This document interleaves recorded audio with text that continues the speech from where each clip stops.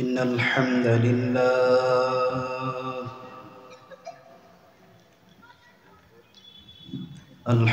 لله نحمده ونستعينه ونستغفره ونؤمن به ونتوكل عليه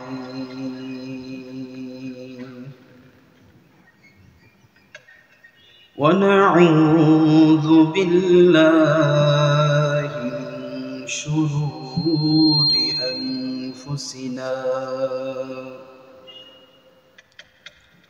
ومن سيئات أعمالنا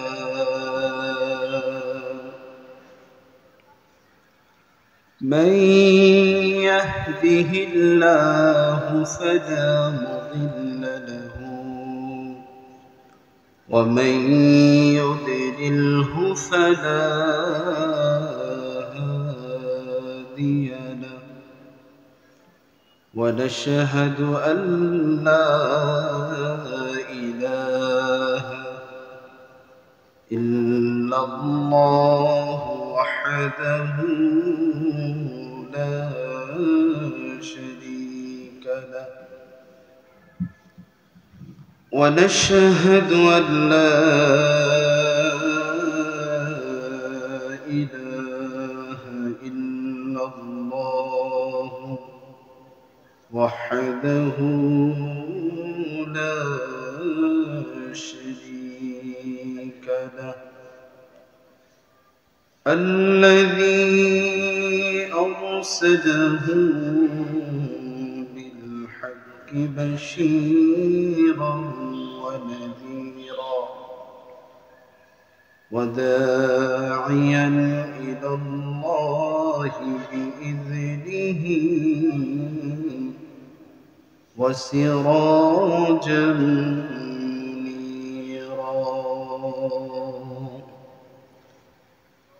أما بعد فقد قال الله تعالى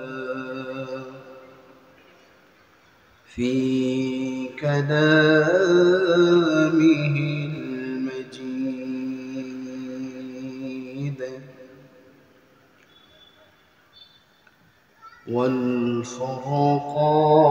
والفرقانه الحميد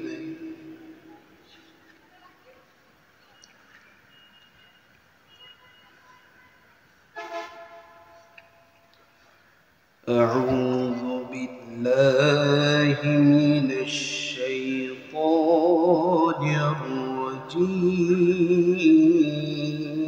الرجيم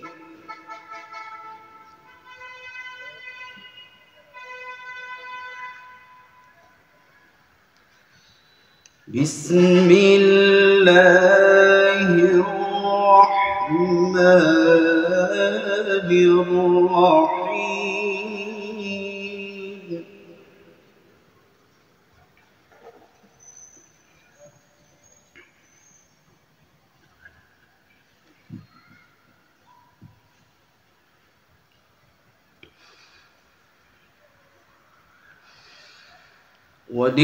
ولله ملك السماوات والأرض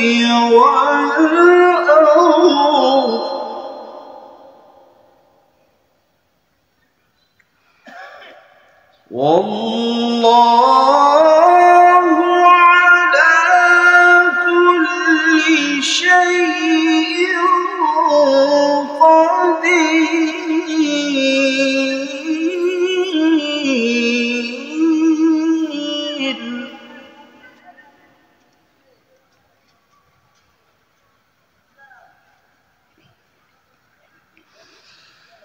إن في خلق السماوات والأرض واختلاف الليل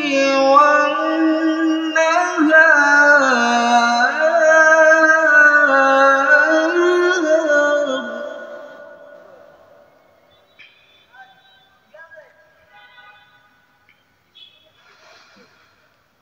واختلاف الليل والنهار لآيات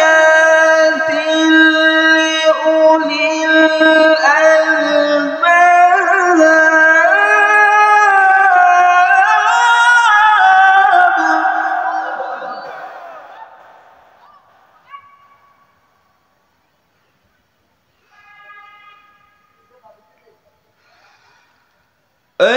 الذين يذكرون الله قياما وقعودا وعلى جنوبهم ويتفكرون.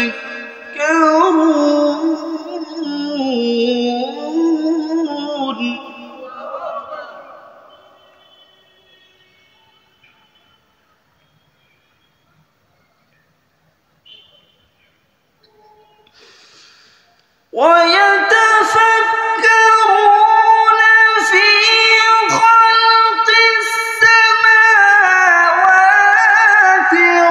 والأرض ربنا ما خلقت هذا باطلا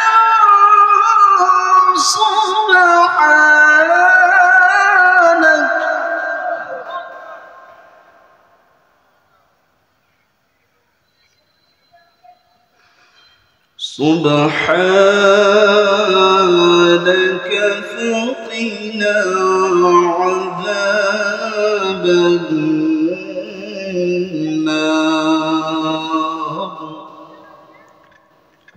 صدق الله العظيم. وقال النبي صلى الله عليه وسلم: طلب العلم فريضة على كل مسلم. وقال النبي صلى الله عليه وسلم: خيركم من تعلم القرآن وعلمه. صدق الله العظيم. وصدق رسوله النبي الكريم. وقال تعالى في شان حبيبه: إن الله وملائكته يصلون على النبي يا أيها الذين آمنوا صلوا عليه وسلموا تسليما.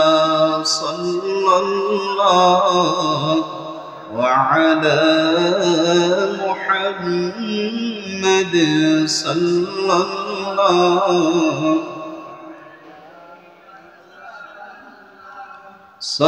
الله على محمد صلى الله.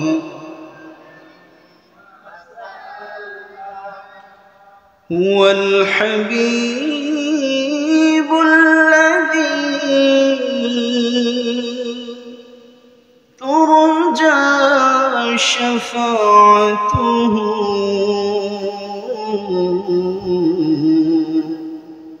لكل حول من الأحوال غير منفصمين. صلى الله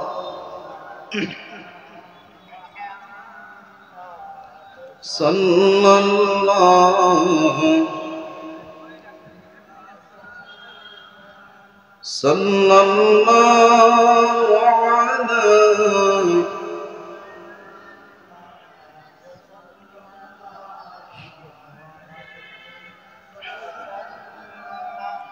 دعا إلى الله فالمستمسكون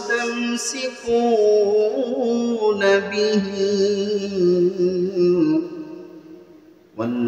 والمستمسكون بحبل غير منفصل صلى الله على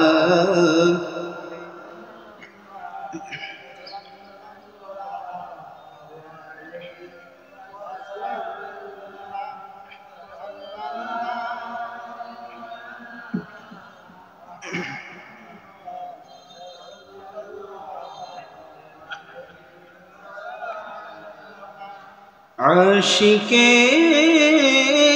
मस्तना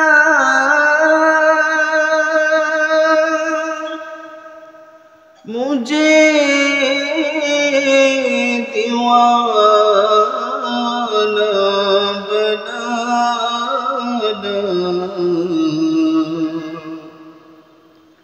जल्दी पहुँचा दो मुझे दरबारी मदीना बलगल उला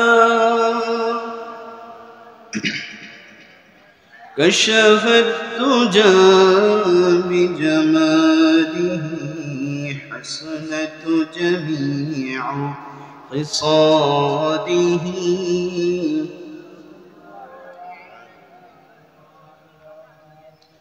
हजर में शजर में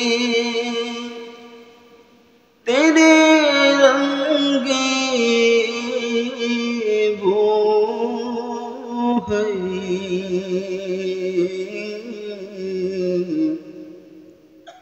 जीदार देखता हूँ मैं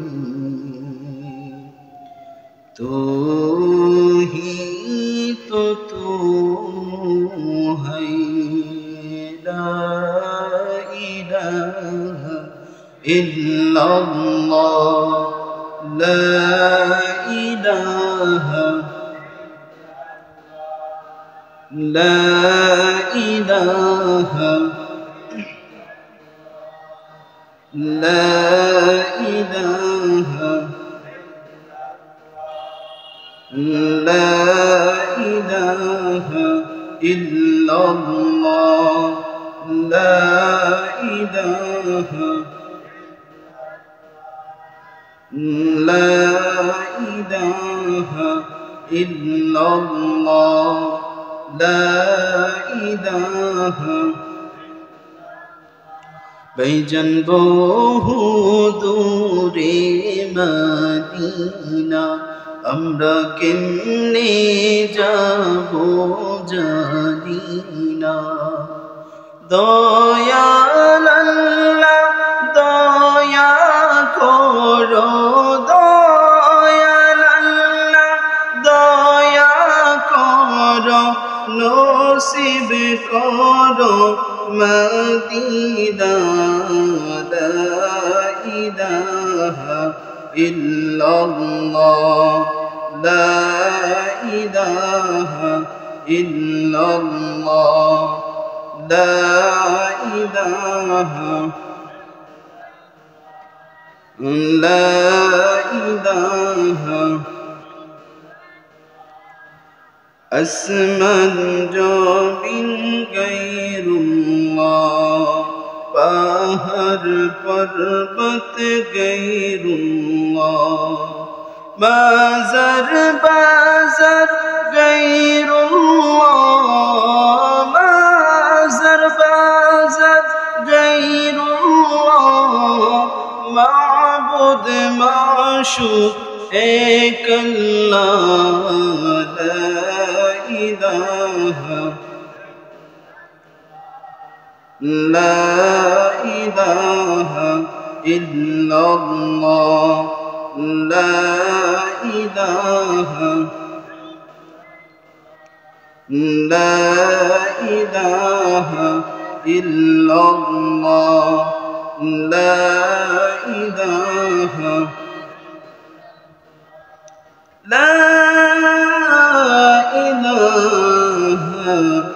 إلا الله محمد رسول الله صلى الله عليه وسلم سبحانك لا علم لنا إلا ما علمتنا إنك أنت العليم الحكيم رب أدخلني مدخل صدق وأخرجني مخرج صدق واجعل لي من لدنك سلطانا نصيرا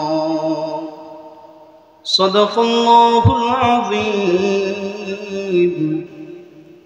وصدق رسوله النبي الكريم الحمد لله মহান রব্বুল আলামিন আল্লাহ তাআলার দরবারে অসংখ্য অগণিত শুকর ও সুজুদ যে রব্বুল আলামিন আজকে এই পবিত্র রজনীতে বাদে মাগরিবের পরে আমাদের মতো আল্লাহ তাআলার নগণ্য কিছু গোলামকে যাচাই বাছাই করে দুনিয়াবি কাজ থেকে ফারিক রেখে দ্বীনি মজলিসে আসার বসার এবং কোরআন ও হাদিস থেকে কিছু আলোচনা শোনার এবং বলার মতো আল্লাহ তাআলা তৌফিক দিয়েছেন সেজন্য কালিমাতু শুকুর আদায় করি সকলে পড়ি আলহামদুলিল্লাহ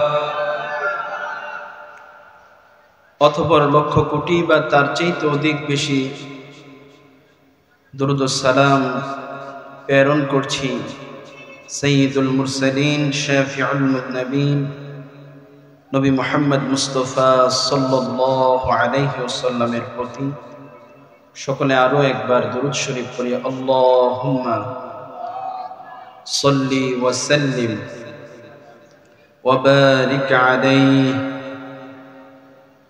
প্যারে হাজরিন আজ ঐতিহ্যবাহী মহিচাইল দেওয়ানুল উলুম দাখিল মাদ্রাসার জামে মসজিদের উদ্যোগে আয়োজিত বাৎসরিক ওয়াজ ও দোয়ার মাহফিলের সম্মানিত সুযোগ্য সভাপতি পীর কামেল মুর্শিদ বরহক রহমানিয়া কাফেলা বাংলাদেশের সম্মানিত আমির আলহাজ হযরত মাওলানা আবু বকর সিদ্দিক আল কাসেমি পীর সাহেব বানিয়াপাড়া দরবার শরীফ আজকের মাহফিলের যিনি সম্মানিত প্রধান অতিথি চান্দিনার জনমানুষের নেতা বীর মুক্তিযোদ্ধা ডক্টর রেদওয়ান আহমেদ সাহেব সাবেক প্রতিমন্ত্রী আজকের মাহফিলের সম্মানিত সুযোগ্য প্রধান বক্তা সুমিষ্টভাষী তরুণ বক্তা মুফাসসিরে কোরআন হযরত মাওলানা মুফতি আনিস মাহমুদ সাহেব খতিব আবিদপুর বাজার কেন্দ্রীয় জামে মসজিদ আজকের মাহফিলের বিশেষ বক্তা হিসাবে মূল্যবান আলোচনা করবেন জনাব হযরত মাওলানা কারি আবু বকর সিদ্দিক সীমন্তপুরী সাহেব আজকের মাহফিলে আমার পূর্বে আলোচনা করেছেন হযরত মাওলানা আব্দুল মতিন সাহেব হযরত মাওলানা নুরুল হক সাহেব হযরত মাওলানা কাজী মুজাফফর হোসেন সাহেব হযরত মাওলানা রিয়াজুল হক সাহেব হযরত মাওলানা ইব্রাহিম খলিল সাহেব হাফেজ মাওলানা আলী আহমদ পাটোয়ারি সাহেব আজকের মাহফিল পরিচালনায় আছেন হাফেজ মাওলানা শরীফ হোসেন মুন্সি আল্লাহ তাআলা সকলকে কবুল করুক এবং নেক হায়াত দান করুক সকল পড়ি আমিন আজকের মাহফিলে আগত সকলকে জানাচ্ছি আন্তরিক মোবারকবাদ আজকের এই মাহফিল থেকে যত নেক আমল হবে আল্লাহ তাআলা সবগুলো আমাদের সকলের নেক আমল নামায় লিখে দিক সকলে পড়ি আমিন প্যারে হাজরিন আমি আপনাদের খেদমতে আজকে যে বিষয়টা আলোচনা করব সে বিষয়টা হচ্ছে সন্তানের প্রতি পিতামাতার কর্তব্য। আমরা আশেপাশে বিভিন্ন ওয়াজ মাহফিলগুলোতে যখন যাই, অধিকাংশ সময় শুনে থাকি মাতা পিতার প্রতি সন্তানের কর্তব্য, ঠিক কিনা? কিন্তু প্রত্যেকটা মাতা পিতার প্রতি সন্তানের যেমন দায়িত্ব এবং কর্তব্য আছে, ঠিক তেমনি মাতা পিতারও তার যে সন্তান তিনি জন্মদান করেন তার উপরেও কর্তব্য আছে কি নাই? আল্লাহ রাব্বুল আলামিন পবিত্র কুরআনুল কারীমের ২য় নম্বর সূরা সূরাতুল বাকারার ২৩৩ নম্বর আয়াতের মধ্যে ইরশাদ করেন, ওয়াল ওয়ালিদাতু ইউরদি'না আওলাদাহুন্না হাওলাইনি কামিলাইন। আল্লাহ রাব্বুল আলামিন প্রত্যেকটা মুমিন নরনারীর জন্য বিবাহ বন্ধনকে একটা আবশ্যক করে দিয়েছেন। এই জন্য আল্লাহ তাআলা নারী এবং পুরুষকে একে অপরের জন্য পরিপূরক করে সৃষ্টি করেছেন। সুবহানাল্লাহ। সূরাত আর-রহমানের মধ্যে আল্লাহ তাআলা ইরশাদ করেন, আল্লাহ রাব্বুল আলামিন বলেন, আমি মানুষকে সৃষ্টি করেছি এবং মানুষকে বলার মতো মুখের যে ভাষা দিয়েছি সে ভাষাগুলো হচ্ছে অনেক দামি, অনেক মূল্যবান। আমি মানুষকে যে জবান দিলাম, যে মুখ দিলাম, সেই জবান দিয়ে মুখ দিয়ে সে কি বলবে, কি করবে, এটা তার একান্ত কর্তব্য এবং দায়িত্ব। সাউন্ড একবার বাজে হচ্ছে, সাউন্ডটা মিটান এমন হচ্ছে মোটা এবং ভয়েস একুরেট, আমি গলার শ্বাস টানছি।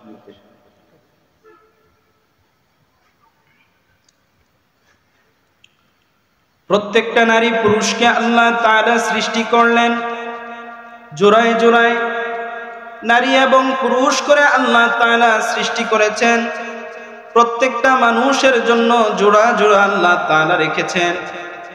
বিবাহের যে কাজ আছে এই কাজটা হচ্ছে পয়গম্বর আলাইহিস সালাতু ওয়াস সালামের সুন্নাহ। সুবহানাল্লাহ।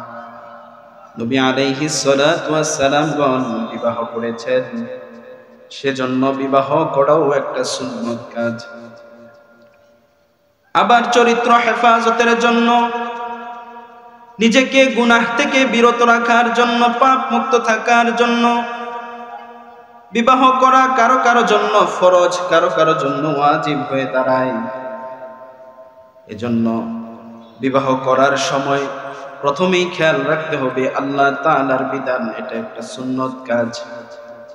আর এই কাজের পরে আল্লাহ তাআলা নারী এবং পুরুষ উভয়ের মাধ্যমে যে সন্তান দান করবেন, সেই সন্তানকে আল্লাহ তাআলা বলছেন, আল মাল ওয়াল বানুনা জিনাতুল হায়াতিদ দুনিয়া। মানুষ দুনিয়ার জীবনে অনেক সুন্দর অনেক কিছু চায়, কিন্তু দুনিয়ার মধ্যে সব কিছু সে সৌন্দর্যের জিনিস পায় না।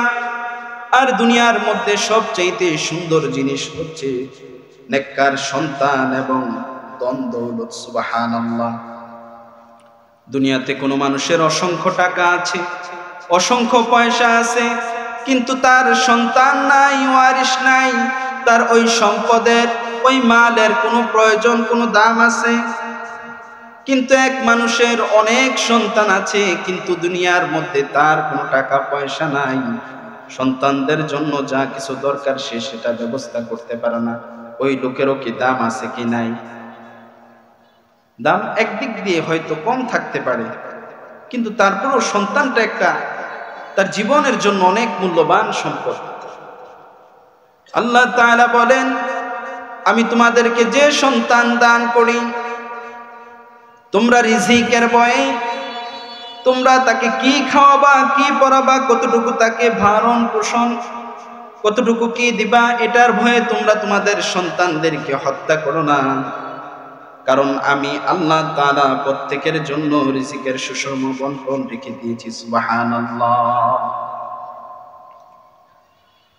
আল্লাহ রাব্বুল আলামিন তার পেয়ারা হাবিবের মুখ নিঃসৃত বাণী, প্রত্যেকটা নবজাতক শিশু যখন মাতৃগর্ভ থেকে জন্মগ্রহণ করেন, মা মিন মাউলুদিন ইউলাদু আলাল ফিতরা, এমন যত সন্তান আল্লাহ তাআলা দান করেন বিবাহের মাধ্যমে, প্রত্যেকটা সন্তান ইসলামী ফিতরতের উপরে জন্মগ্রহণ করে। সুবহানাল্লাহ।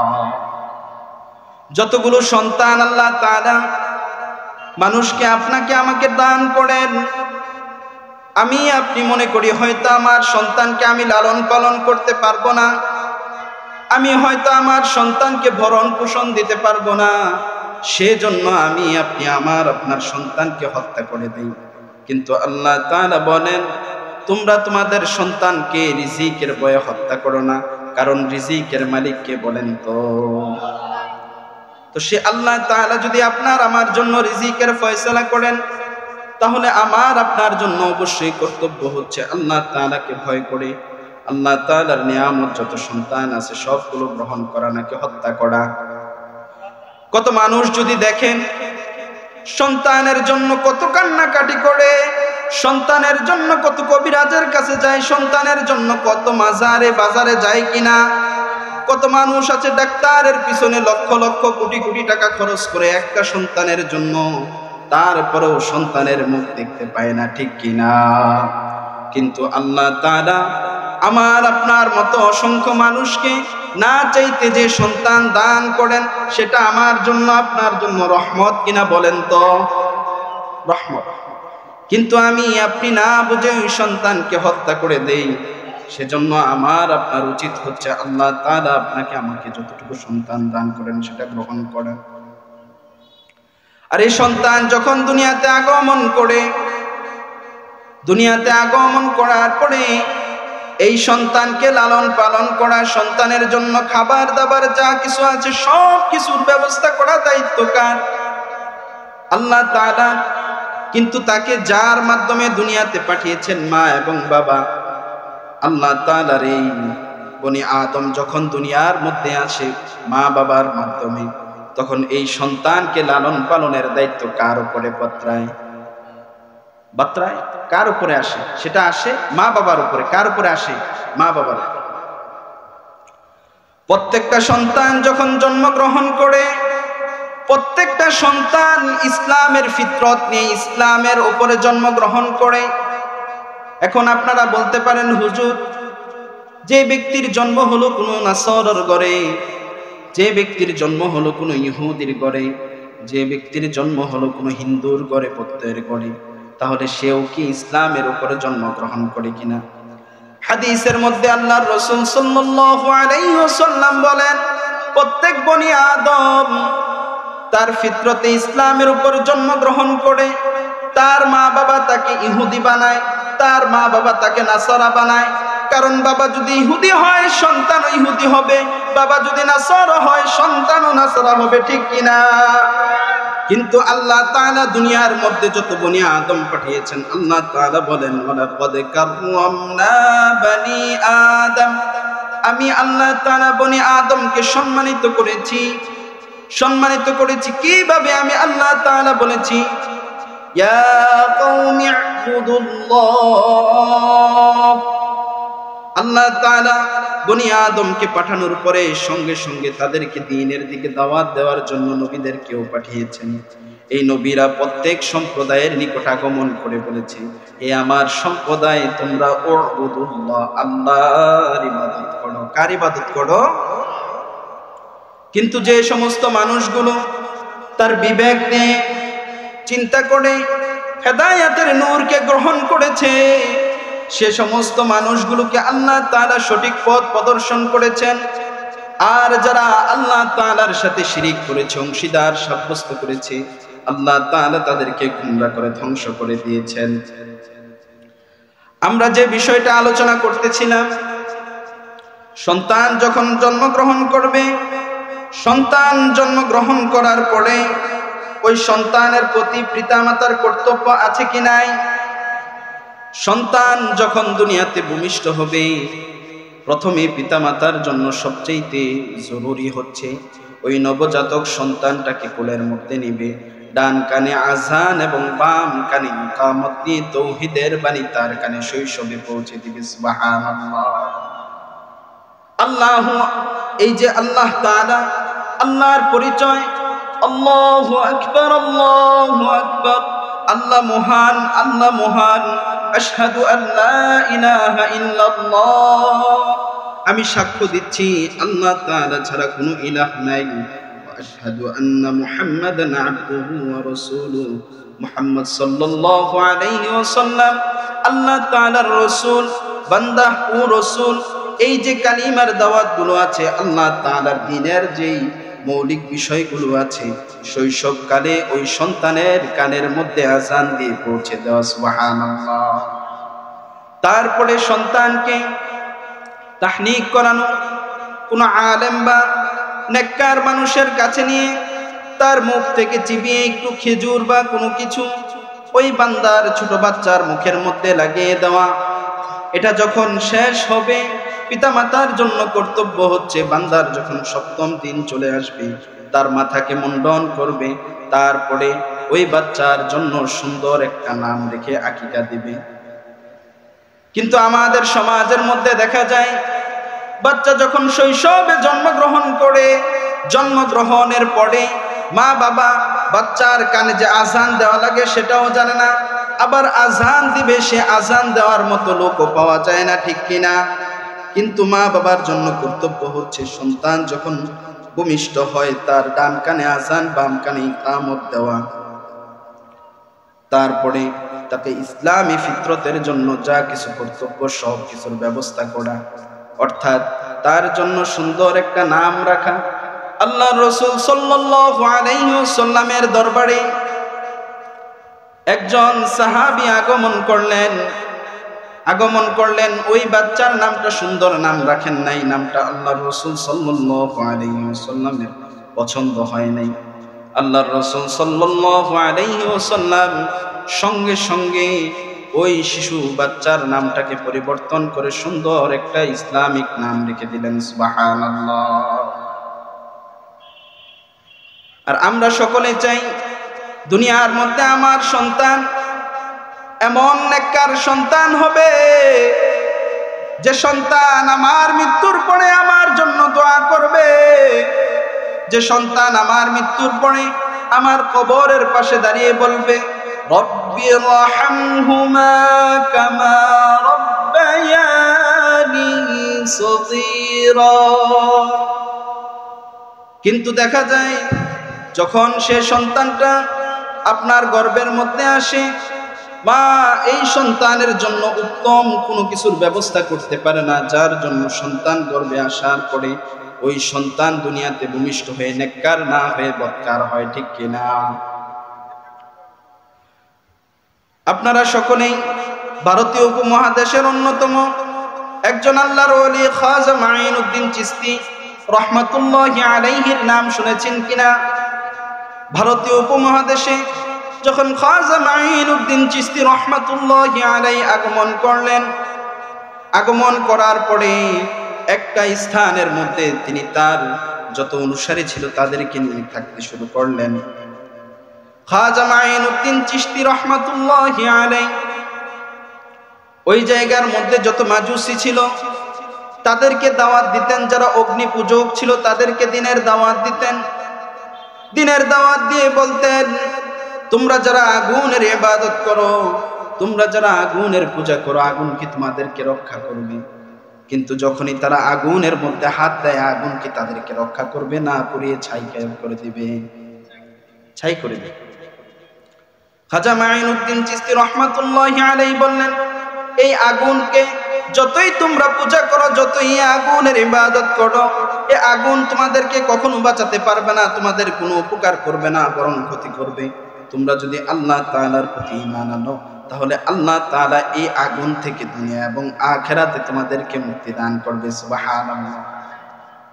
একবার খাজা মাঈনুদ্দিন চিশতি রহমাতুল্লাহি আলাইহি লক্ষ মাজুসি আপনার যারা নাকি আগুনের পূজা করত, আগুনের ইবাদত করত, তাদেরকে মুসলমান বানালেন।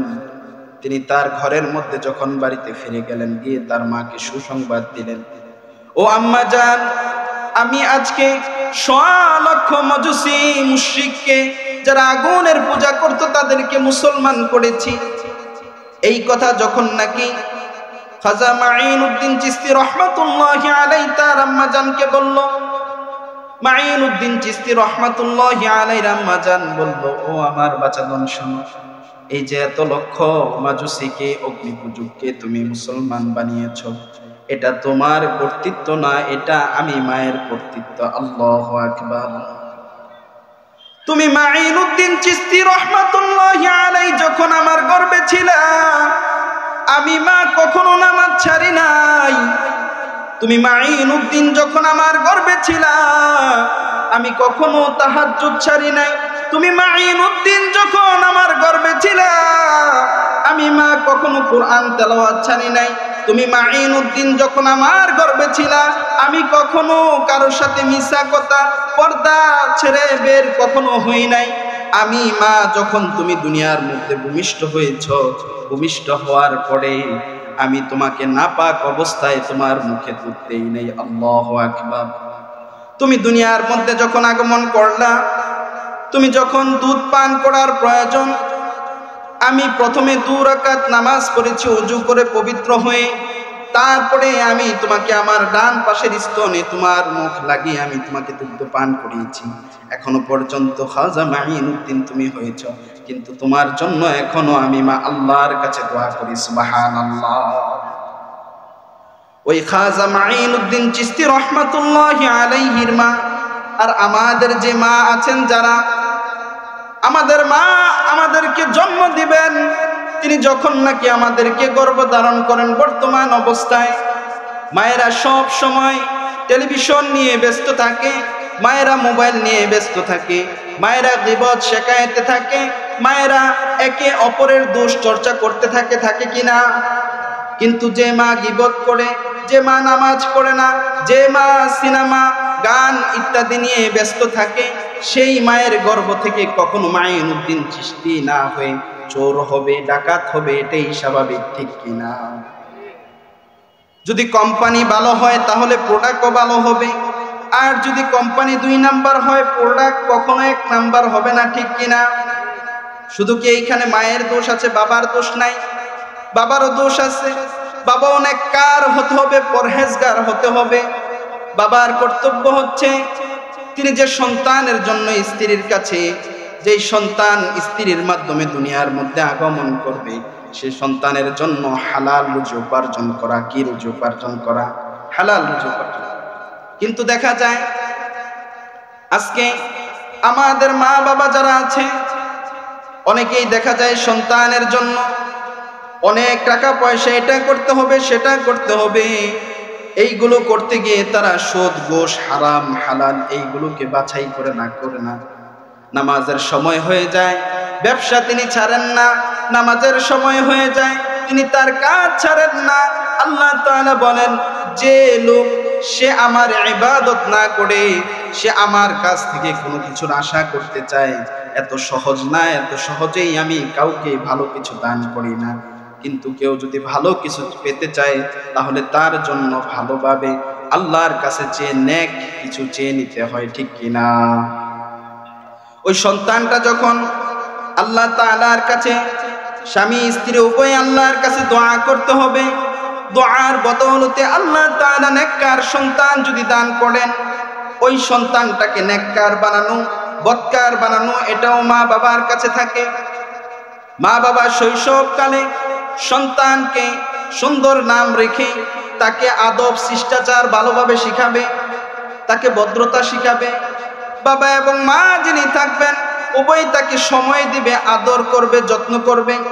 হাদিসের মধ্যে আছে, লা ইয়ারহামুল্লাহু মান লাম ইয়ারহামুন নাস, যে ব্যক্তি অন্য মানুষের উপর দয়া করে না, অর্থাৎ নিজের সন্তান হোক, নিজের ভাই হোক, আত্মীয় স্বজন হোক, অন্য যে কোনো মানুষ হোক, সে মানুষের উপর যদি সে দয়া না করে, সে মানুষের উপর যদি সে মায়া না করে, তাহলে আল্লাহ তাআলাও ওই মানুষের উপর দয়া করে না।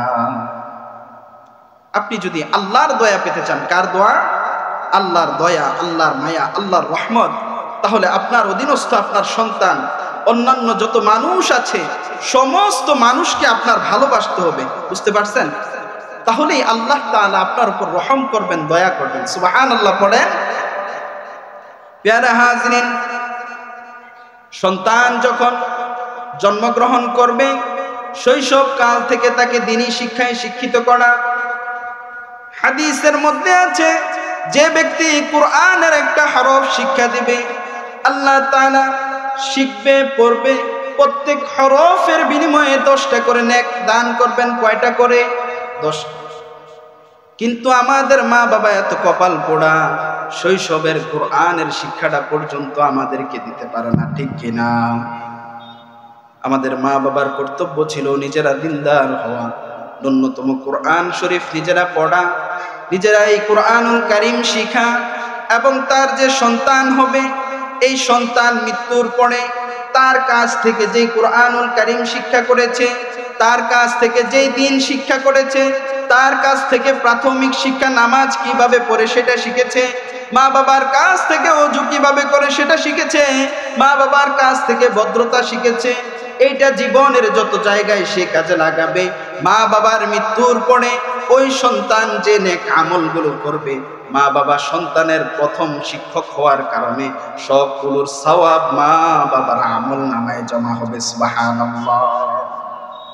অর্থাৎ মা বাবা যদি সুন্দরভাবে সন্তানকে শৈশবকালে কোরআনুল কারীমের শিক্ষা দেয়, নামাজের সূরাগুলো শিক্ষা দেয়, সন্তান জীবনে যতটা সময় ধরে নামাজ পড়বে, রোজা রাখবে, যাবতীয় ইবাদত বন্দেগীগুলো করবে, শৈশবকালে মা বাবা সন্তানকে এটা শিক্ষা দেওয়ার কারণে আল্লাহ তাআলা মা বাবার আমল নামায় প্রত্যেকটা নেকের অংশীদার তার আমল নামায় পাঠাতে থাকবে। সুবহানাল্লাহ, সুবহানাল্লাহ, আলহামদুলিল্লাহ, লা ইলাহা সুবহানাল্লাহ। জোরে একটু। লা ইলাহা ইল্লাল্লাহ, লা ইলাহা ইল্লাল্লাহ, সুবহানাল্লাহ, আলহামদুলিল্লাহ।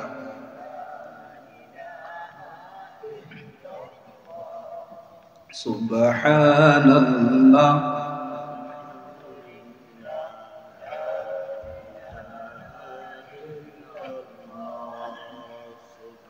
সুবহানাল্লাহ, আলহামদুলিল্লাহ। লা ইলাহা ইল্লাল্লাহু মুহাম্মাদুর রাসূলুল্লাহ সাল্লাল্লাহু আলাইহি ওয়াসাল্লাম। সন্তানকে মা বাবা প্রাথমিক শিক্ষা দিবেন, তারপরে শৈশব কাল থেকে সেই সন্তানকে মা বাবা ভালো ভালো অভ্যাসগুলো গড়ে তুলবেন। প্রত্যেকটা সন্তানকে কোন কাজ কিভাবে করা সুন্নত, কোন কাজ করার পদ্ধতি কি, সঠিক নিয়ম কি, শৈশবকালে মা বাবা তাদেরকে সেটাও শিক্ষা দিবেন। সুবহানাল্লাহ। এবং সন্তানকে যথাযথভাবে আদর আপ্যায়ন করবেন, এবং যখন সে উপযুক্ত বয়সের আস্তে আস্তে হয়ে যাবে, দ্বীনি শিক্ষার যখন উপযুক্ত হয়ে যাবে, ওই সন্তানকে মা বাবার জন্য কর্তব্য হচ্ছে দ্বীনি শিক্ষায় শিক্ষিত করা। আপনি সন্তানের জন্য টাকা পয়সার ব্যবস্থা করলেন, সন্তান আপনার কিছু যখন যা চায় সব কিছুর ব্যবস্থা করলেন, কিন্তু সন্তানের জন্য দ্বীনি যে শিক্ষার প্রয়োজন ছিল আপনি অভিভাবক হিসাবে সেটা ব্যবস্থা করেন নাই। কাল হাসরের ময়দানে আমল নামা যখন নাকি আল্লাহ তাআলা প্রত্যেক বান্দাকে তার আমল নামা বুঝিয়ে দিবেন, হাসরের ময়দানের মধ্যে ওই সন্তানকে যখন জিজ্ঞাসা করবে, তোমার আমল নামার এই অবস্থা কেন? তোমার আমল নামার মধ্যে নামাজ নাই, তোমার আমল নামার মধ্যে রোজা নাই, তোমার আমল নামার মধ্যে আমি রবের সিজদা নাই, কেন? তুমি কি খবর পাও নাই? তুমি কি আমাকে চিনো নাই? আমার বিষয়ে কি তোমার কাছে কোনো দাওয়াত যায় নাই? তাহলে কেন তোমার আমল নামার মধ্যে কোনো নেক নাই, কোনো কিছু নাই?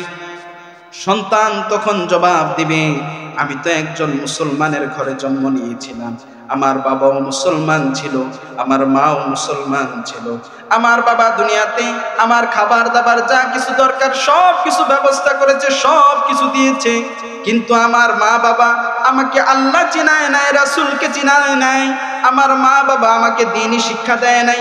আজকে যখন আমাকে জাহান্নামে যেতে হবে, আজকে যখন আমি দুজকের মধ্যে যাব, আমার মা বাবাকে আমার সামনে এসে শুয়ে দেন, তাদের বুকের উপর পাড়া দিয়ে তারপরে আমি জাহান্নামে যাব, বলি নাউজুবিল্লাহ।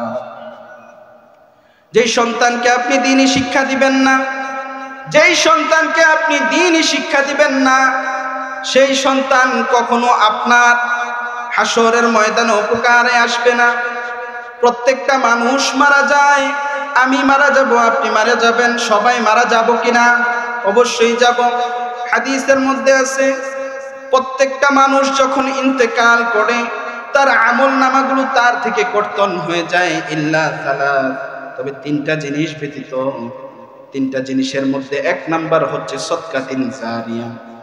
সদকায়ে জারিয়া, সে যেগুলো সদকায়ে জারিয়া রেখে গিয়েছে, কালভার্ট তৈরি করেছে, রাস্তা তৈরি করে দিয়েছে, টিউবওয়েল দিয়েছে, জনকল্যাণমূলক সদকায়ে জারিয়া যেই কাজগুলো আছে, যেগুলো সে ইন্তজাম করে ব্যবস্থা করে দিয়ে গিয়েছে, তার মৃত্যুর পর্যন্ত এই আমলগুলো, এই নেকগুলো তার আমল নামার মধ্যে যেতে থাকবে। সুবহানাল্লাহ। দুই নম্বরে আও ইলমুন ইয়ানতাফাউ বিহি, এমন উত্তম জ্ঞান, যেই জ্ঞান মানুষদেরকে শিক্ষা দিয়েছে, ভালো জ্ঞান, যেই শিক্ষা মানুষ তার থেকে গ্রহণ করেছে, সেই শিক্ষার কারণে আল্লাহ তাআলা তার আমল নামায় তার ছাত্ররা যা পড়বে, তার ছাত্ররা যা পড়বে, এইভাবে আমল নামার সওয়াব তার কবরের মধ্যে আমল নামায় যেতে থাকবে। সুবহানাল্লাহ।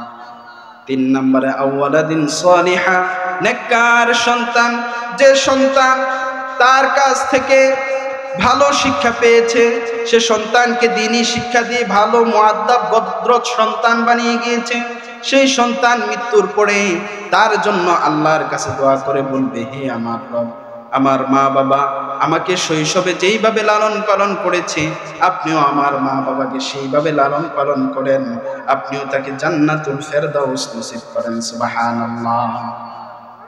প্যারে হাজরিন, সন্তানের যতগুলো হাজত আছে, হাজত বলতে সন্তানকে পড়ালেখা করানো, সন্তানের খাবার, সন্তানের পোশাক পরিচ্ছদ, সন্তানের যেগুলো হাজত আছে, জরুরি বিষয়, সেগুলো পূরণ করা পিতামাতার উপরে কর্তব্য।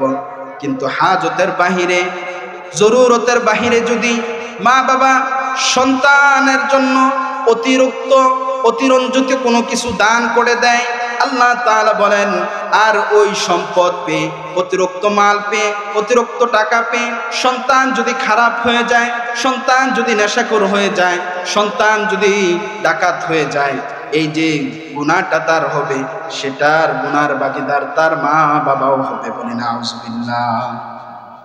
সন্তানকে জরুরতান যা কিছু প্রয়োজন আছে সন্তানের জন্য, সেগুলো দিতে হবে। জরুরতের বাহিরে অতিরঞ্জিত কোনো কিছু দিতে হবে না। সন্তান আপনার কাছে চাবেই যে আমাকে একটা মোটর সাইকেল কিনে দেন, সন্তান আপনার কাছে চাবেই আমাকে একটা দামি ফোন কিনে দেন, সন্তান আপনার কাছে এটা সেটার জন্য অতিরিক্ত মাল চাবে, কিন্তু আল্লাহ তাআলা বলবে, তার কাছে তুমি যতটুকু হাজতের বাহিরে দিবা, ওই মালের হিসাব আমি আল্লাহ তাআলা তোমার কাছ থেকে নেব, যে তুমি তোমার এই সম্পদকে কি কাজে ব্যয় করেছো, বলেন আউযুবিল্লাহ। তো প্যারে হাজরিন, সন্তানদেরকে ভালো রাখার জন্য তাদের হাজতের বাহিরে অতিরঞ্জিত কোনো কিছু দেওয়া যাবে না। তারপরে গুরুত্বপূর্ণ হচ্ছে সন্তানের ভবিষ্যতে কি হবে, সন্তান কি করলে দিনদার থাকবে, ভালো মানুষ হবে, সে বিষয়ে তার লক্ষ্যকে মা বাবা নির্ধারণ করে দিবে। সে লক্ষ্য কে নির্ধারণ করবে? মা বাবা। আজকে আমাদের অনেক মা বাবা আছে যে সন্তানের কোনো লক্ষ্য উদ্দেশ্যই ঠিক রাখে না, যে আমার এই সন্তানটা বড় হয়ে প্রজন্মে সে কি হবে, এ বিষয়টাই ওই সন্তান জানে না। সে যতদিন না পর্যন্ত উপযুক্ত হচ্ছে, তার যতটুকু আপনি খাবার জরুরতান সব কিছু ব্যবস্থা করবেন, ঠিক ততটুকু আপনি সেই সন্তানের জন্য কি কি প্রয়োজন, তার জীবনে সে কি হলে আল্লাহকে চিনবে, রাসূলকে চিনবে, ভালোভাবে তার জীবনটা অতিবাহিত করতে পারবে, সে বিষয়টা আপনাকে নির্ধারণ করে দিতে হবে। সেই সন্তানের জন্য আপনার সবচাইতে বেশি গুরুত্বপূর্ণ হচ্ছে সন্তান কি হবে এটা আপনি ভেবে নিতে হবে, এবং সন্তানকে বেশি বেশি করে তালিম দিতে হবে। কারণ হযরতে লুকমান আলাইহিস সালাতু ওয়াস সালাম একজন পয়গম্বর ছিলেন। তিনি তার সন্তানকে উদ্দেশ্য করে বললেন, ইয়া বুনাইয়া লা তুশরিক বিল্লাহ ইন্নাশ শিরকা লা যুলমুন আযীম। হে আমার সন্তান, তুমি আল্লাহর সাথে কাউকে স্মরণ করো, আল্লাহর সাথে কাউকে শরীক করো না, আল্লাহর সাথে কারো অংশীদারত্ব সাব্যস্ত করো না।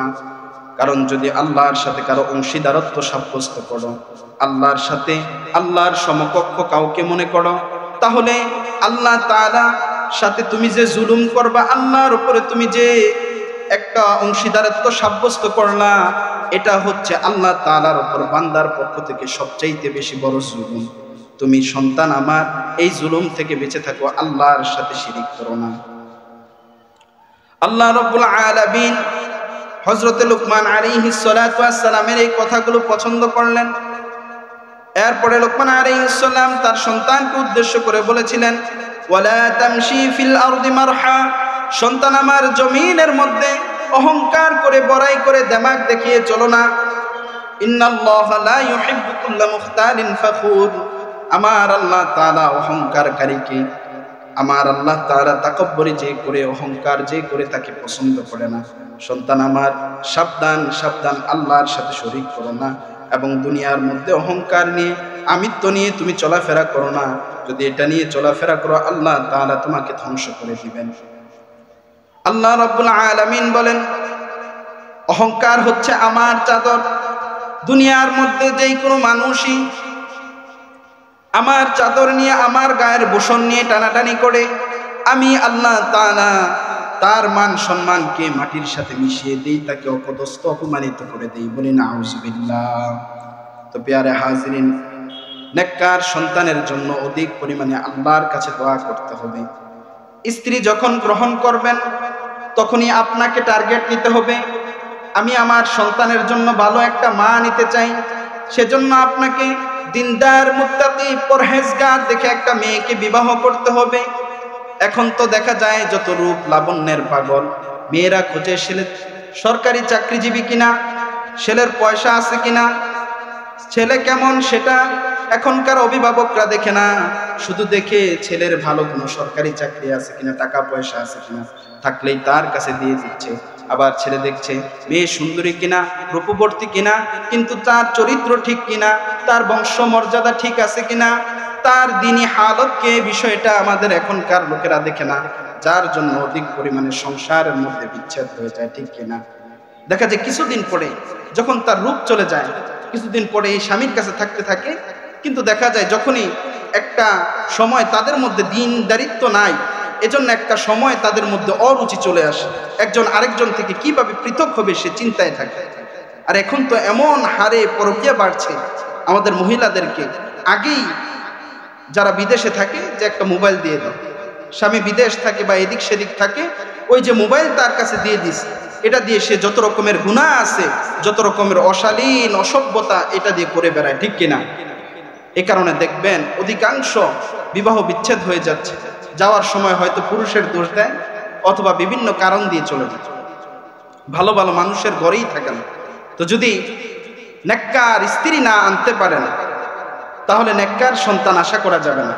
সেজন্য আমার আপনার প্রথমেই কর্তব্য, নেককার সন্তান যদি আমি আপনি চাই যে সন্তান মৃত্যুর পরে আমার জন্য দোয়া করবে, মৃত্যুর পরে আমার জন্য আল্লাহর কাছে কান্নাকাটি করে বলবে, আল্লাহ আমার এই মা বাবা আমার জন্য এই করেছে, আপনি তার জন্য জান্নাত নসিব করেন, তখনই কিন্তু আপনি পাবেন।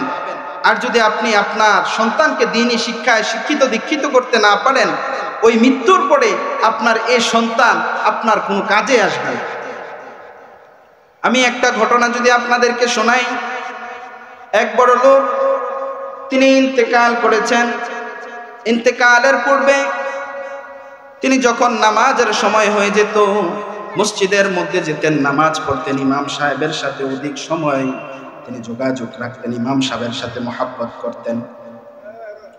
ইমাম সাহেবও তাকে ভালোবাসতেন। মুরব্বী, অনেক ভালো সম্পর্ক হুজুরের সাথে। একদিন হঠাৎ করে ওই ভদ্রলোক, ধনী ব্যক্তি যখন ইন্তেকাল করলেন, তার জানাজা হয়ে গেল, কিন্তু তার সন্তান তার জানাজায় নাই। দীর্ঘ অনেক দিন হয়ে গেল। ইমাম সাহেব জুমার সময় ওই লোকের সন্তানটাকে তালাশ করে, যমুক ভদ্রলোক দুনিয়া থেকে ইন্তেকাল করে চলে গেলেন, তার সন্তানটাকে দেখি কিনে একটু কথা বলবো, পরিবারের হালত সম্পর্কে জানবো, কি অবস্থা জানবো, কিন্তু ওই সন্তানের কোনো দেখা পায় না। একদিন প্রায় 4-5 মাস পরে হুজুর কোনো এক কারণে রাস্তা দিয়ে যাচ্ছিলেন, ওই লোকের সন্তানকে দেখতেছেন, সে সন্তান আসতেছে।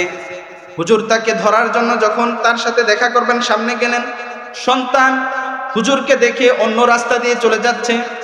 হুজুর কৌশল করে আরেক রাস্তা দিয়ে গিয়ে ওই সন্তানের সামনে দাঁড়ালেন, বললেন, বাবা আমার কি হয়েছে, তুমি আমাকে দেখে আবার অন্য রাস্তায় ঘুরে যাচ্ছ কেন? বলতেছে, হুজুর কি বলবো, দুঃখের কথা, আমার বাবা মারা গেল, কিন্তু আমার জন্য কোনো কিছু করে যায় নাই। বাবা আপনার সাথে চলতো, অনেক ভালো মানুষ ছিল, দান সদকা করেছে, অনেক কিছু করেছে, কিন্তু আমি তার সন্তান ছিলাম, আমার জন্য আমার বাবা কিছু করে যায় নাই। আপনি দেখলেই আমাকে আমার বাবার সম্পর্কে খোঁজ খবর নিতে চাইবেন, আমার বাবার সম্পর্কে আপনি জিজ্ঞাসা করবেন, এটা বুঝেই আমি আপনার থেকে অন্য পথে চলে গিয়েছি। বলি নাউজুবিল্লাহ। হুজুর বললেন, কেন বাবা, তোমার বাবা তোমাকে কিছু দেয় নাই? সে বলল না। তখন হুজুর বলল, তুমি এই কথা কেমন করে বলতে পারো? আমার জানা মতে তোমার আব্বা তোমার জন্য যে বাড়িটা দিয়ে গিয়েছে, 2 কোটি টাকার উপরে সে বাড়ির মূল্য হবে, ওইখান থেকে মাসে তুমি লক্ষ লক্ষ টাকা ভাড়া পাও, তারপরে তুমি কেমন করে তোমার বাবার জন্য দোয়া করো না? তারপরেও তুমি কেন এমন অকৃতজ্ঞতা করছো? সন্তান জবাব দিল, এই বাড়ি ভাড়া দিয়ে আমার কিছুই হয় না। বলি নাউজুবিল্লাহ। 2 কোটি টাকার উপরে সম্পদের বাড়ি করে দিছে, তার জন্য ভাড়াটিয়া আছে, ওইখান থেকে লাখ লাখ টাকা মাসে আসতেছে, তারপরেও ওই বাবা সন্তানের কাছ থেকে দোয়া পায় না। কেন পায় না? ওই সন্তানকে বাবা দিন শিখায় নাই, কারণ বাবা নিজে নামাজ পড়েছে, সন্তানকে নামাজের দিকে ডাকে নাই। আজকে আমাদের পরিবারও এমন অবস্থা, সন্তানদেরকে বাবা মা নামাজ পড়তে চায়, কিন্তু সন্তানদেরকে নিয়ে যায় না। বলে, আমার ছেলে ছোট মানুষ, তার উপরে নামাজ ফরজ না, ঘুমাক, আমার ছেলে বোঝে না, ঘুমাক, আমার ছেলের বয়স হয় নাই, রোজা রাখার দরকার নাই, এমনটা করে কিনা আদর করে। কিন্তু উচিত ছিল সন্তানকে বাবা যখন নামাজে যায় ধরে ধরে মসজিদের মধ্যে নিয়ে যাওয়া, ধরে ধরে তাকে নামাজগুলো শিখানো, লোকে রাখা, তাহলে এক সময় সন্তানটা নেককার সন্তান হয়ে যেত, ঠিক কিনা? আপনি যখন সকালবেলা খাবার খাবেন, পান্তা ভাতই যদি আপনি খান, সকালে পেঁয়াজ আর পান্তা ভাত খেলেন, সারাদিন আপনি পোলাও কুরমা যা কিছু খান, আপনি যখন দিন শেষে ডেকুর দিবেন, কিসের গন্ধ আসবে? পেঁয়াজের। আপনি যদি আপনার সন্তানটাকে শৈশবে আল্লাহকে চিনান, নামাজকে চিনান, শৈশবে যদি তাকে ধরে ধরে নামাজি বানান, আলেমের সাথে ইমামের সাথে সম্পর্ক করে দেন, ওই সন্তান যদি বড় হয়ে ডাক্তার হয়, ওই সন্তান যদি বড় হয়ে ইঞ্জিনিয়ার হয়, তারপরেও ওই সন্তান যখন নামাজ হয়ে যাবে বলবে, আহারে আমার বাবা তো নামাজের সময় হলে হাতটা ধরে আমাকে মসজিদে নিয়ে যেত, আমার বাবা তো নামাজের সময় হলে আমাকে সুন্দর করে অমুক জায়গায় নিয়ে যেত, এখন তো নামাজ হয়ে গেছে, আমার সকল কাজ বাদ, বাবা আমাকে সেই শিক্ষা দিয়েছে, সে শিক্ষা অনুযায়ী এখনই আমি নামাজ পড়তে চাই। সুবহানাল্লাহ। কিন্তু সেই সন্তানকে শিক্ষা দিতে হবে, আপনার দায়িত্ব। ওই যে আলেমের কথা বলেছিলাম, সন্তানের হালত জিজ্ঞাসা করলেন বাবা মৃত্যুর পরে, ওই হুজুরি বর্ণনা করতেছেন, আরেকদিন আমি আজিমপুর গুরুস্থানের মধ্যে প্রায় সময় মুসল্লিদেরকে নিয়ে যাই অথবা নিজেই হাঁটতে যাই, দোয়া করতে যাই। প্রায় সময় একটা ছেলে, শরীরের মধ্যে জীর্ণ শীর্ণ কাপড়, ছেঁড়া কাপড়, ওই ছেলেটাকে প্রায় সময় দেখি বাবার কবরের পাশে দাঁড়িয়ে কান্নাকাটি করে। আমি প্রথমে বুঝি নাই সে কি করতেছে, দেখি প্রায় সময় ওই ছেলেটা কান্নাকাটি করে, রোনাজারি করে। অথবা একদিন আমি আবেগ নিয়ে তাকে জিজ্ঞাসা করলাম, এই যে শুনেন, আপনি প্রায় সময় দেখি একটা কবরের পাশে দাঁড়িয়ে আপনি কান্নাকাটি করেন, আপনার হালত তো বেশি সুবিধা না, কাপড় চোপড় পোশাক পরিচ্ছদ আপনি এত স্মার্ট না, কি সমস্যা বলেন, আপনি কি করেন? বলল, হুজুর এই যে এই গুরুস্থানে যিনি শায়িত আছেন, তিনি হচ্ছেন আমার বাবা। আমার বাবা আমাকে কোনো কিছু দিয়ে যায় না, একটা ভ্যান গাড়ি দিয়েছে। ওই বাবার ভ্যান গাড়ি দিয়ে আমি কখনো আনারস বিক্রি করি, কখনো পেয়ারা বিক্রি করি, কখনো এটা সেটা বিক্রি করি। কিন্তু বাবা আমাকে ছোটকালে দিন শিখাইছে, বাবা আমাকে তাবলীগে নিয়ে গিয়েছে, বাবা আমাকে ধরে ধরে মসজিদে নিয়ে গিয়েছে, যার কারণে আজকে অনেক দিন হয়ে গেল বাবা আমার দুনিয়ায় নাই। কিন্তু বাবার জন্য বড় মায়া লাগে, বড় কষ্ট লাগে। এজন্য যখনই সময় পাই আমি আমার ব্যানটা ওই পাশে রেখে বাবার জন্য দোয়া করার জন্য বাবার কবরের পাশে চলে আসি। সুবহানাল্লাহ। 2 কোটি টাকার বাড়ি পাইয়া বাবার জন্য দোয়া করে না, খোঁজ খবর নিতে গেলেও সাড়া দেয় না। কিন্তু ছোট্ট একটা ব্যান দিয়ে গেছে, কিন্তু ছেলের দিন শিখাই গেছে, ভদ্র বানাই গেছে, সভ্য বানাই গেছে। ওই সন্তান বাবার জন্য দোয়া করে, কোন ভালো কাপড় চোপড়ও নাই, ভালো হালতও নাই। তো আমাদের অবস্থা হচ্ছে আমরা সন্তানদেরকে দিনই শিক্ষায় শিক্ষিত করতে পারি না। আমাদের সন্তানগুলো বেয়াদব হয়ে নেশাগ্রস্ত হয়ে বেড়ে উঠছে কিনা। সেজন্য আমাদের মা বাবা যারা আছে, গার্ডিয়ান যারা আছে, আমাদের কর্তব্য হচ্ছে সন্তানকে বুঝানো, নিজেও ভালো আচরণ করা, সন্তানকে সময় দেওয়া। খালি মা জন্ম দিছে সেই লালন পালন করবে, বাবার কোনো দায়িত্ব নাই না। ইসলাম বলে মা যদি সন্তানকে স্বেচ্ছায় দুধ পান না করায়, সূরাতুল বাকারা আমি 233 নম্বর আয়াতের উপমা দিয়ে শেষ করছি। মা যদি স্বেচ্ছায় সন্তানকে দুধ পান না করায়, তাহলে বাবার জন্য আবশ্যক সন্তানের জন্য দাত্রীর দুধমার ব্যবস্থা করে, ঠিক না হুজুর? এটা মায়ের জন্য কর্তব্য না।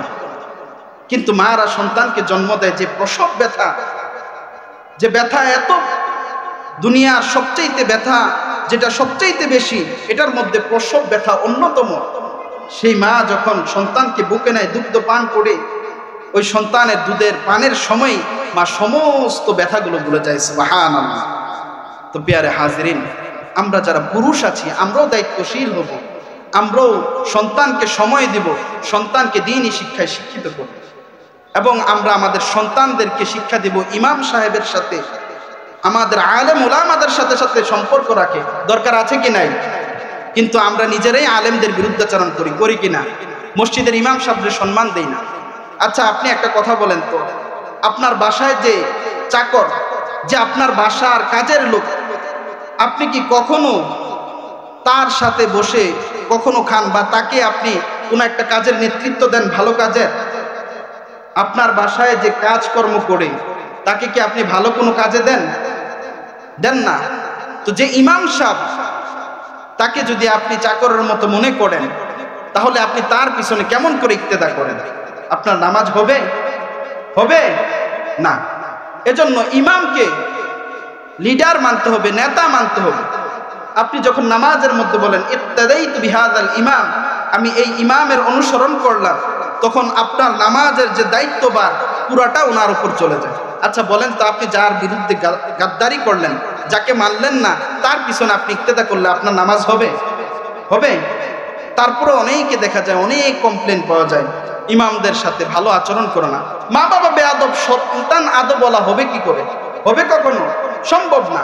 এজন্য মা বাবাকেও ভদ্র সভ্য হতে হবে, তাহলে সন্তান ওই ভদ্র সভ্য হবে, ঠিক কিনা? আলেমদের সাথে যেই মা বাবার সন্তানের অনুকরণ নাই, যারা নেতার পিছনে ঘুরে, যারা দুর্নীতিবাজ, সুদখোর, ঘুষখোরের পিছনে, অমুক নেতা তমুক ভাই অমুক ভাইয়ের পিছনে ঘুরে, ওই সন্তান মা বাবাকে বাদ দেয় না। দেয় ওই নেতা তাকে চুরি শিখায়। যেই ছেলেটা ওই নেতার পিছনে ঘুরে, ওই নেতা তাকে দিয়ে চাঁদা কালেকশন করায়, ওই নেতা তাকে দিয়ে আরেকজনের বাড়িতে হামলা করায়, ওই নেতাই তারে দিয়ে যত রকমের খারাপ কাজ আছে সবগুলো করায়, ঠিক কিনা? আর নেতায় বসে বসে আরামে মজা খায় কিনা? দুর্নীতির আক্রায় বসে জাহেল করে গান, কলম দিয়ে কামায় টাকা, আবার করে সাধুর বান। ওরা শিক্ষিত শয়তান, ওরা শিক্ষিত শয়তান। ওনারা দুর্নীতি করে, ভুঁড়ি টান করে, যারা সাধারণ পাবলিক আছে তাদের পিছনে পিছনে ঘুরে তাদেরকে ব্যবহার করে শেষ করে দেয়। এজন্য ভাইয়েরা আমার, চাচারা আমার, বাবারা আমার, আপনাদের কাছে করজোর একেবারে আকুতি মিনতি থাকবে, আপনারা নিজেরা আলেমদেরকে সম্মান করবেন, ইমামদেরকে সম্মান করবেন, এবং আপনাদের সন্তানদেরকেও তাদের সাথে সুসম্পর্ক রাখে সেটা ব্যবস্থা করবেন। পারবেন তো ইনশাআল্লাহ? আল্লাহ তাআলা আমাদের সকলকে কবুল আর মঞ্জুর করুক, সকলে পড়ি আমিন। আসলে আজকে আলোচনায় আমি অনেকটাই অসুস্থ অবস্থায় একটু এক জায়গায় গিয়েছিলাম, আসতে আসতে অনেকটা সময় গেছে, মাগরিবের সময় এসে পৌঁছলাম, যার জন্য শারীরিকভাবেও অনেকটা অসুস্থ হয়ে পড়ছি। যে কথাগুলো বলেছি এলোমেলো ভাবে, আল্লাহ তাআলা আমাদের সকলকে আমলে পরিণত করার তৌফিক দান করুক, সকলে পড়ি আমিন। আমাদের সকলকে নেককার সন্তান দান করুক, সকলে পড়ি আমিন। হাদা মা ইনদি ওয়াল ইলমু ইনদাল্লাহ মা আলাইনা ইল্লাল বালাগ। আসসালামু আলাইকুম ওয়া রাহমাতুল্লাহ।